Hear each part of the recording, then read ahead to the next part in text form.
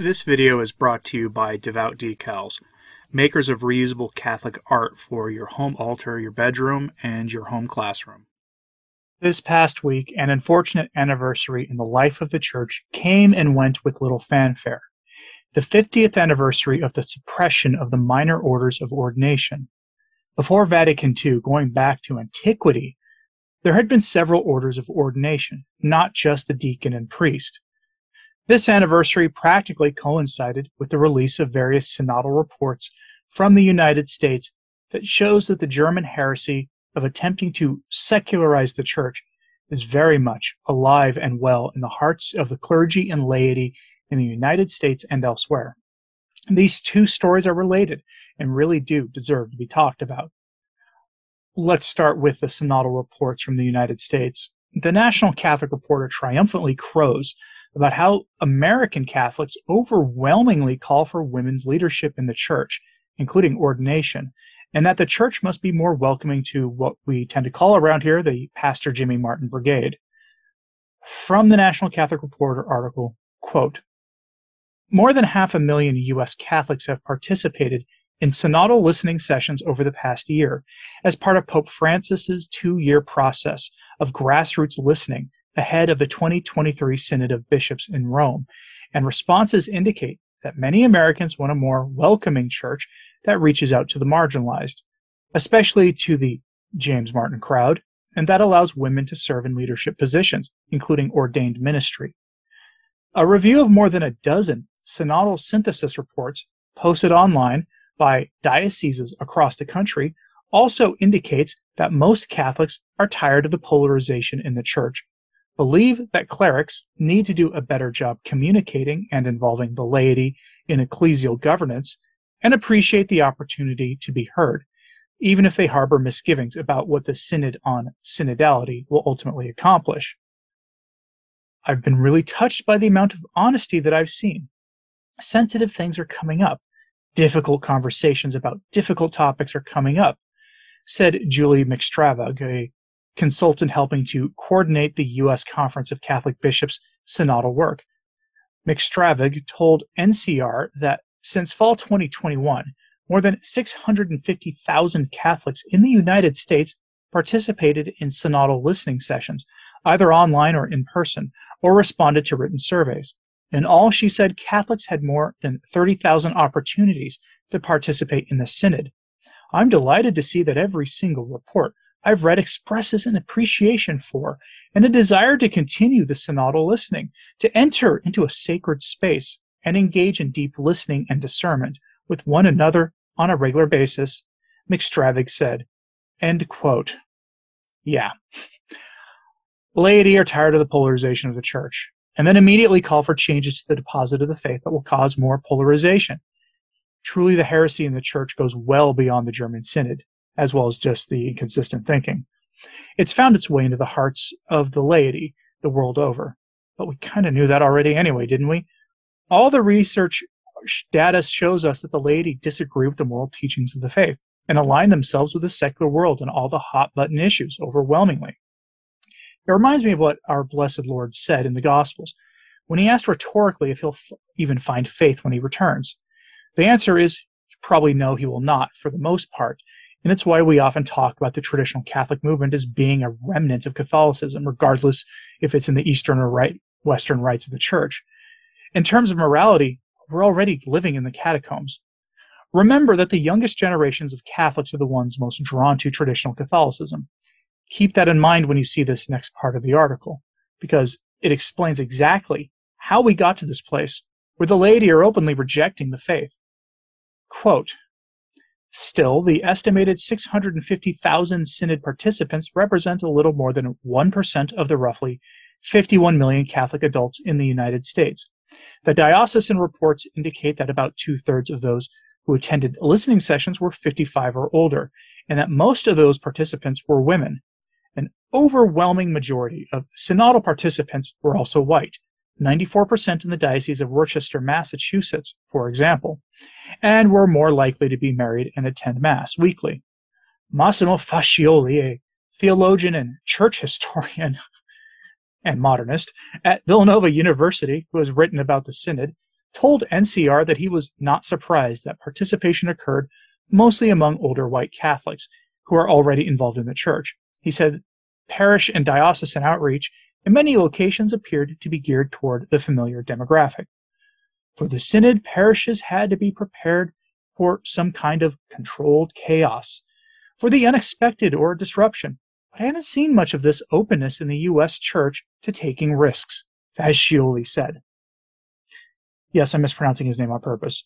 Several diocesan reports touched on the difficulty of engaging voices not often heard in church settings, especially younger generations of Catholics. In most dioceses, synod participants expressed concerns about the church not connecting with youth and young adults. The youth were recognized many times over as a focal point of concern.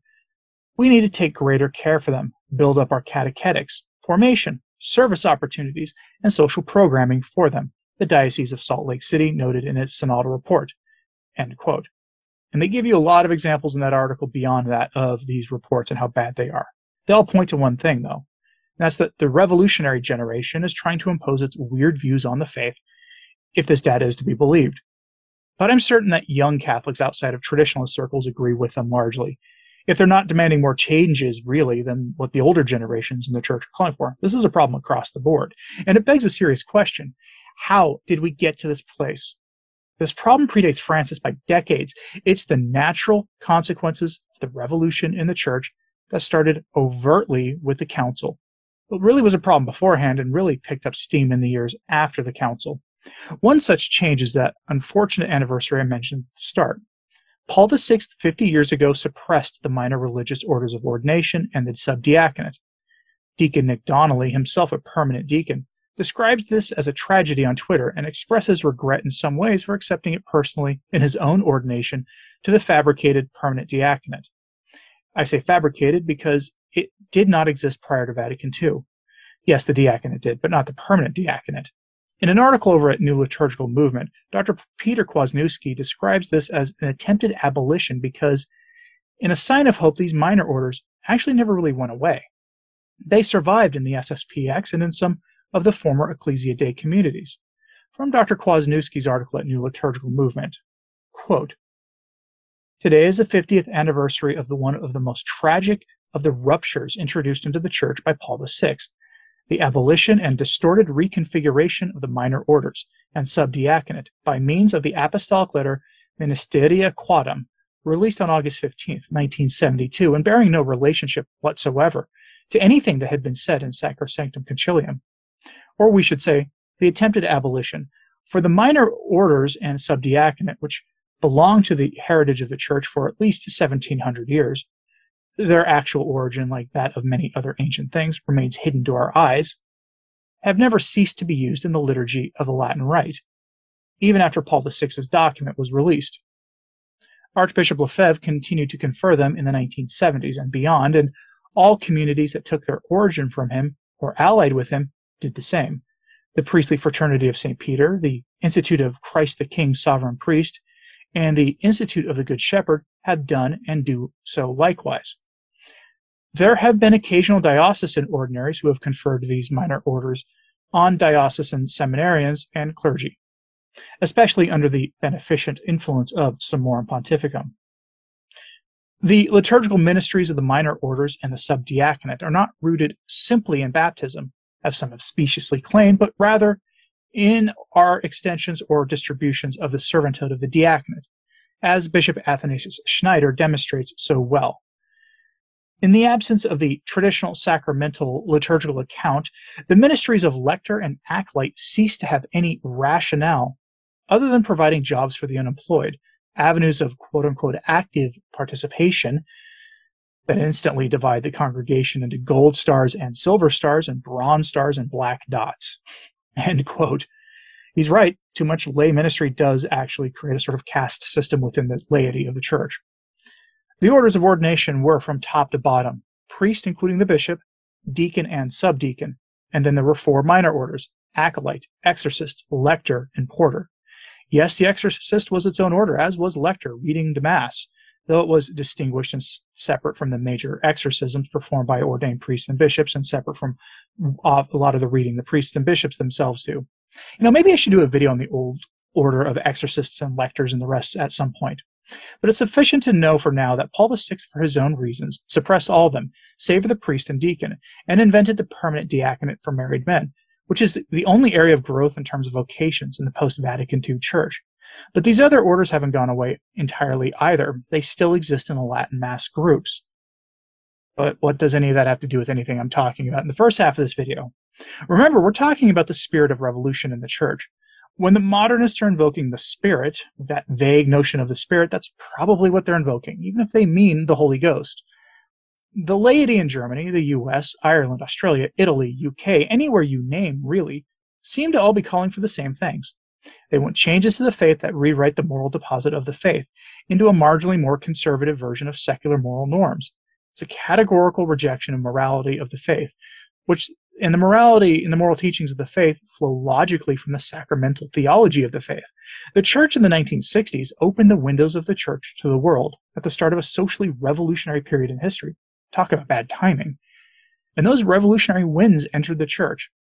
And almost immediately, the first casualty of the faith were the orders of ordination, which was in itself an attack on the sacramental order of things.